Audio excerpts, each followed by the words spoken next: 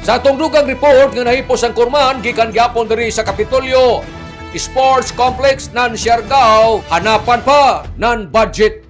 Pipila nan mga katawan sa isla ng Siargao ang nakapangutana ning tigbalita ngano hangtod kuman ya paman madadaw an ilay sports complex na untana ang Siargao Provincial Convention Center na dadaw naman. Nulutaw ini na pangutana tungod kay taod-taod man ini nawaya daw maasikaso nan kagamanan nan lalawigan. Sanan paguhay pa lamang sab natapos ang Sirag 2026 naga-host ang siyudad ng Surigao sanan ang probinsya ng Surigao del Norte. Tungod ni ini, dakan ato mahibayan kung onoy lintunganay sa ini na pangutana ato na hinabi si Provincial Governor Lyndon Barbers onoy rason na waya pa man ini madadaw ang gym sanan ang swimming pool.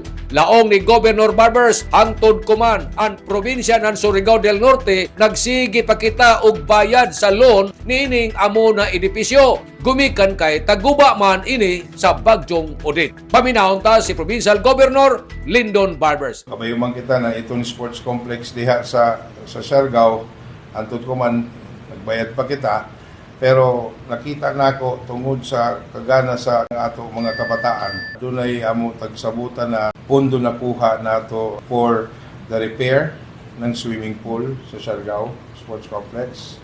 Di naman nato may balik ang itsura gadyo atong gym na taglukot gadyo ni Odette that time. Pero naisab ako na puhon umaabot na pondo na para marehab and magpatukod kita ng bago. Dili ko totally tukod gadyo na mabutangan na sab. Kay kuan man na basketball sa non-volleyball, no? So pwede gihapon para gadyo eksakto na ang pasilidad nato para sa ato mga kabataan dito sa isla ng Siargao para sa ilang mga trainings. Nanukad, gikan diri sa Kapitolyo, ini si Marictioners, Marcon Sim Vlogs, Mario Cunales, simulan mula ang salamat, marajaw na adlaw, natong tanan.